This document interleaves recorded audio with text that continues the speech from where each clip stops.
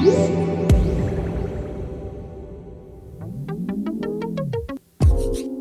we heard that Amazon was introducing a second generation Echo Plus device, we were intrigued. We thought for sure that they would include more bells and whistles to help us connect our smart home devices. Instead, what we got in the second generation speaker is a whole lot of bass and not so much more in terms of what we can do with it in the smart home. Let's take a look at both the first generation and the second generation Echo Plus devices, and we'll talk about what we mean. The first thing you'll notice about these two devices is in their size. The first generation obviously took the Pringles can style in terms of its height. It's also finished in plastic and metal. This, of course, is shorter and squatter, and you see the fabric cover that comes in charcoal, heather gray, or sandstone.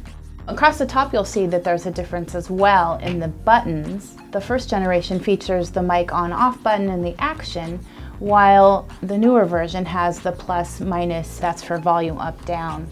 You'll see that when I use the wake word Alexa, they both light up. However, this one has the volume ring attached to it, and this one does not.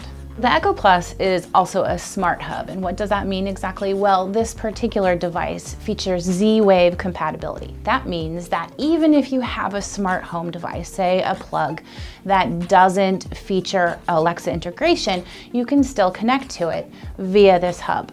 The problem is that it doesn't feature Z-Wave compatibility as well. So it just means that some of your devices may not be compatible, and it can't really serve as a smart home hub in the truest sense.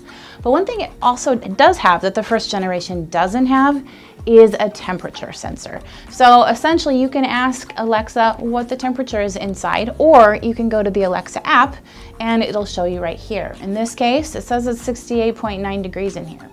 One thing that Amazon did do with the second gen Echo Plus speaker is make it bigger, fuller, richer in terms of sound.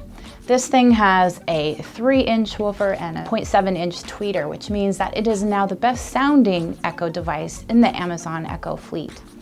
Just to show you, we're going to play you a song with the first one first and then the second one to give you an idea of what we're talking about. Alexa, play Endless Road by Tommy Guerrero.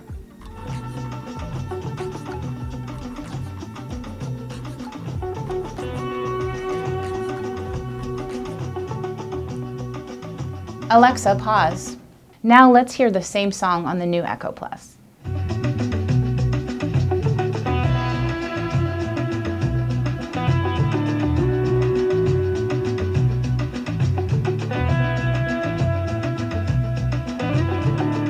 Alexa, pause. As you can see, this device, they were both set at volume 4. This device is obviously louder, and you can hear that it has a more room-filling sound with more bass and a lot less tinny treble.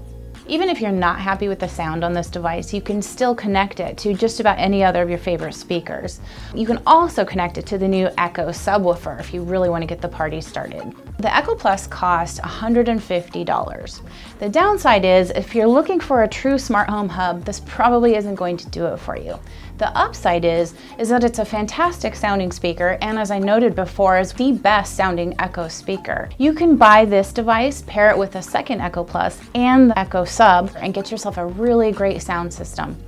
It's hard to recommend buying it on its own, but if you wanted to incorporate it as part of a bigger system to boost the sound in your home, this is the way to go. Thanks for watching. If you liked the video, please hit the like button below. You can also subscribe to our YouTube channel. And while you're at it, check out a couple of these videos that we picked just for you.